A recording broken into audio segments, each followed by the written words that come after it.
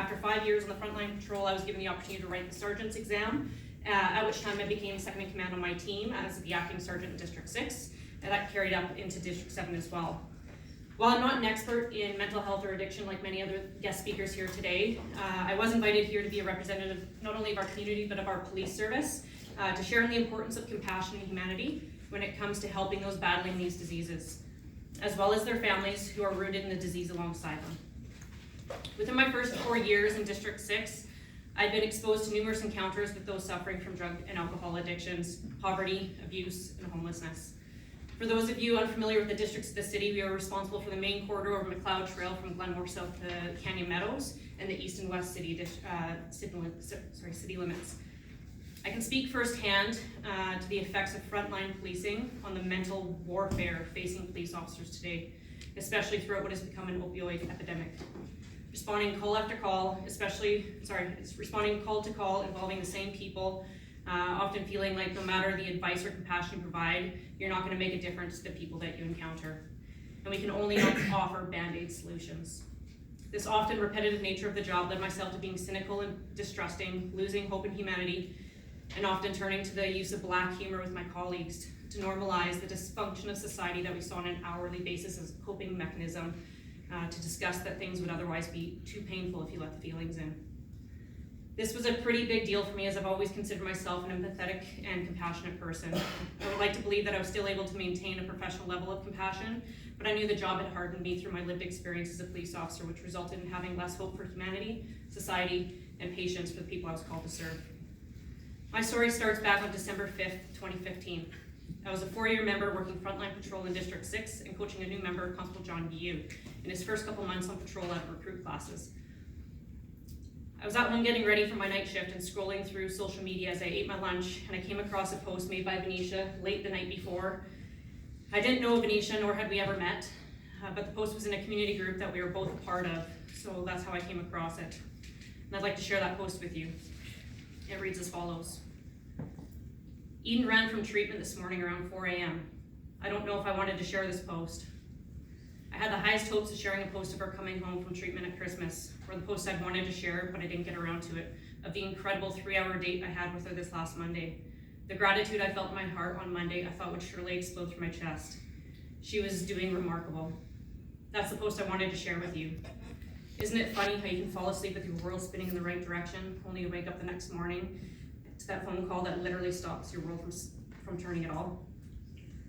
Your support has meant such a gift to me and to my family. I have no idea where Eden is tonight, or if and when she will be found. I cannot even put into words the heaviness on my heart. I pray that as I'm sharing my story with you tonight, tomorrow I may share in the joy of having found her. Please say a prayer for my Eddie. And Eden, if you're reading this, it's not too late to change your mind. I'm holding out hope for you. Mama will never give up on you. Come home, my girl. I love you. I remember sitting in this for a moment, giving credit to the mom who refused to give up hope and was vulnerable in sharing her story. While I was sad for her, it was a story all too familiar with what I'd seen in my short 4-year career that I didn't have too much hope. I was off to work, and a couple hours into my shift, several of our colleagues had responded to assist a mother on the apprehension of her 16-year-old daughter with a PCHAD order from a known crack house in a high crime area, well known to us for drugs and prostitution.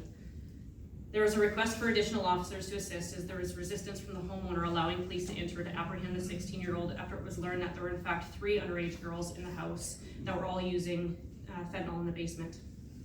Upon our arrival, Constable Guillou and I waited at the front of the residence as the sergeant of the district negotiated with the homeowner to allow the girls to leave without police entering the residence.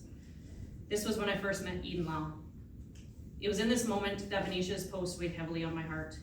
Constable Guillou and I ended up spending over an hour with Eden down the street from the residence as her 2 friends were getting checked by EMS due to their admission of having just consumed fentanyl.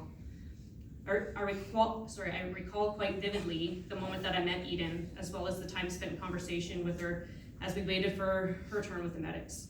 There was something about Eden that stood out to me, which to this day I cannot explain. Perhaps it was her mother's grief and unconditional love that I read about just hours earlier, or perhaps it was something more.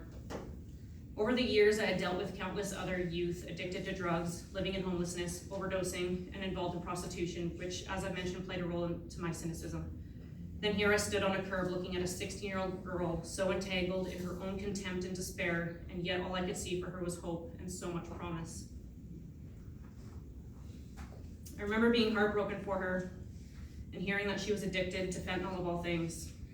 With so many horror stories and first-hand accounts I'd witnessed of bad batches going around leading to a rise in overdoses like we'd never seen before. I asked her about her story and why she was using fentanyl, knowing the risks as I compared it to playing Russian roulette and gambling with her life each and every use. And she explained to me that at 16 years of age, she had gotten to a point that no other drug could get her the same high. She needed the high. She was at a point of being so entrenched in her addiction that it was no longer about wanting to get high, but the desperate feeling of needing to get high or facing the pain of withdrawal, which made her question what would be worse, withdrawal or death. She was almost more scared to live than she was to die. I remember specifically asking her, do you want to die? And that's when she shared with me that she didn't, but she knew the inherent risks of her drug of choice, and if it took her life, then so be it. Just like that. I was so taken aback by her nonchalant attitude to her own mortality, which thinking back, I believe was the first true sense of understanding I ever had received, not only as a patrol officer, but as a human being, to the power of addiction and the unapologetic nature of the disease. Shortly after this moment, I was disrupted by a call on the radio that it was Eden's turn to be checked out by the medics, and it was around this time that I had the opportunity to meet with her mother, Venetia Brio. Heartbroken and sick to my stomach, I had to suppress my own feelings and put on a mask of strength to be the police officer that Venetia required to face her own personal crisis of fighting a fight that I can only imagine felt like a battle for her daughter's life that she may never win. I could see her inner turmoil of relief that Eden was found, but her utmost grief in seeing her get through another relapse. It was in this time that I learned that this wasn't the first PCHAD order she obtained to force Eden into treatment, and I later learned that it wouldn't be the last. All the while she was juggling 2 younger teenage boys at home, an adult daughter, and a grandchild with another on the way. In hearing a fraction of her story, this was again one of the first times that I really heard the effects of addiction and the stranglehold it places on family and loved ones. The time came where my assistance was no longer required as a backup officer on this call, and the primary units took over in assisting Eden and Venetia. With another squawk on the radio from dispatch, Constable Yu and I were off to assist somebody else in their new crisis. Over the following weeks and months, I often thought of Eden, wondering if she ever received the help she needed, wondering if she was still living on the streets, and wondering if she was even still alive. In my downtime between calls for service, I would drive through the neighborhood where I first met Eden, as it had also become one of our district priorities due to the amount of crime in the area. I would drive the back alleys, and whether it was a conscious effort or not, I was keeping an eye out for Eden. It was about 3 months later, and the countless time I'd driven through the neighborhood on patrol, that I was at a point of no longer expecting to see Eden. I remember thinking of her in that moment and being conflicted as I questioned myself if I was happy that I never saw her again in that area, or if something worse had happened to her. And that's when I got that adrenaline dump of seeing her walking across someone's yard, looking over her shoulder towards me, picking up her pace, clearly wanting nothing to do with the cops. I caught up with her and I rolled down my window, half expecting her to remember me, but she didn't. I could tell she was strung out and obviously still using. I asked her if she needed anything, a ride or food or anything. While polite, she was terse, refusing my assistance and clearly uncomfortable as she looked around, not wanting to be seen talking with the cops. I wished her all the best and she carried on her way, jaywalking across the street and out of my sight. In another strange twist of fate, about 6 or so months later, my mother and I were talking, and she brought up a story of a mom and her daughter Eden, who had impacted her as she followed their story through social media in another community group that she was in. I listened to my mom share her feelings of following this story over the last year and silently acknowledged the small world we live in. Being a police officer, we're often faced with people in situations that we cannot discuss with our loved ones.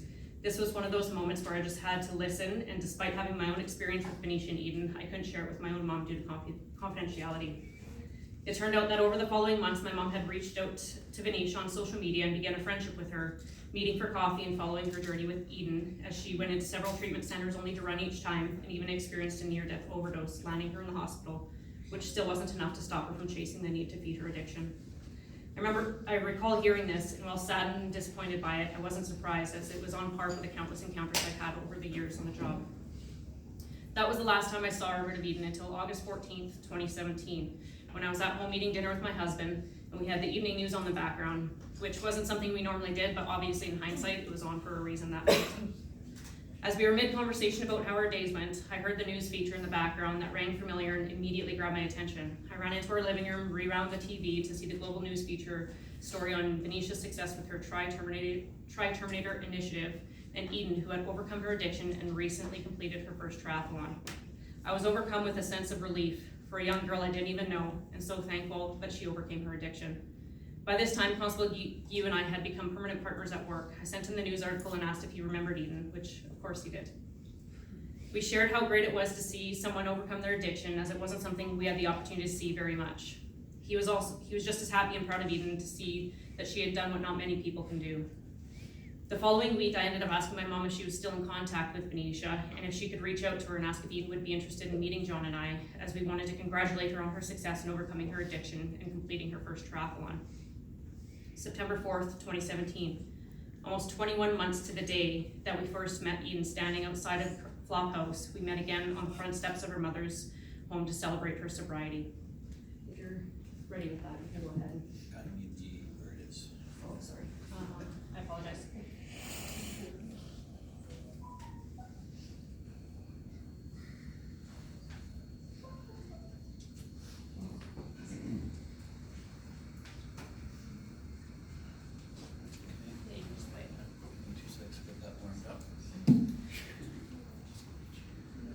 On this day, Eden had been 9 months sober. Constable Yu and I were then honored to be asked by Venetia to attend the 3rd annual Try Terminator 5K run the following week, where we again had the opportunity to meet and speak with Venetia and Eden.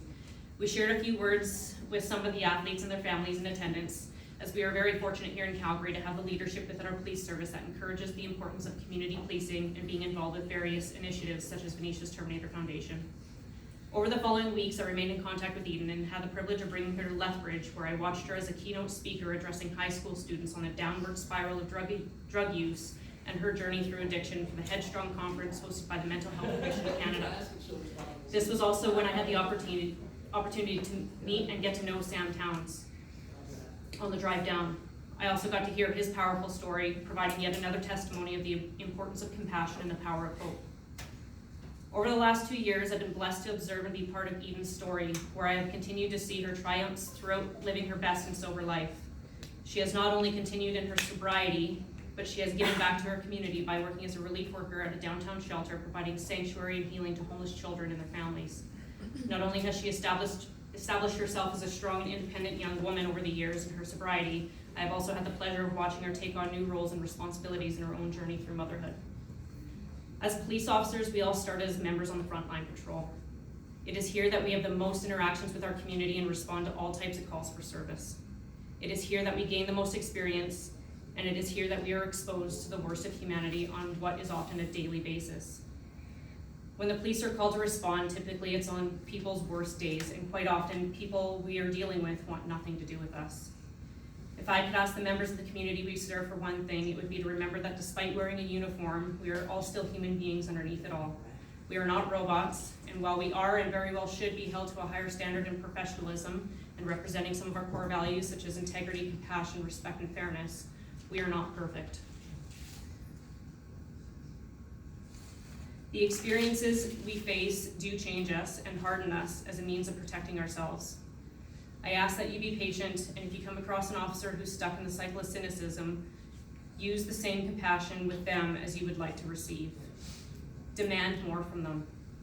And be clear on what your expectations are so they can not only address your concerns, but clarify what is and what isn't within our control. While there are many things we'd like to do for people, many of those things and oftentimes those requests can be outside of our scope or abilities, which causes frustrations and a disconnect for everyone involved. I believe that making an effort to understand one another at a human level can help overcome some of the challenges we face together. For the officers who may be in attendance here today, if I can ask you for one thing, it would be to keep people like Eden and Sam in the back of your mind when you come across those who are experiencing homelessness and suffering from addiction. Remember that there is power in compassion and hope.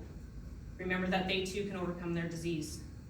When you meet families in turmoil trying to fight for their loved ones affected by addiction and mental health, remember the stories and perspectives shared today by Steve Towns and Venetia. Never forget that those suffering from addiction and living in homelessness carry enough shame and despair for themselves that they don't need us to do that for them. They need and deserve our compassion. Despite how difficult things can be, please don't ever forget why you signed up and the oath you took stepping into this uniform. For every criticism we receive, there's an opportunity to learn and grow. Remember not to take things personally and try and remain empathetic. For anyone else here in attendance, if you take anything from me sharing my experience, I hope that it is to remain vulnerable, share your stories, and never give up on one another, because while it can be exhausting, hope and compassion do not cost us anything to give and can truly be the difference in life or death for so many people. Through your vulnerability, keep in mind that you never know who's reading or hearing your story and how things have a way of coming full circle. I'd like to finish off by using the words of Venetia Brio.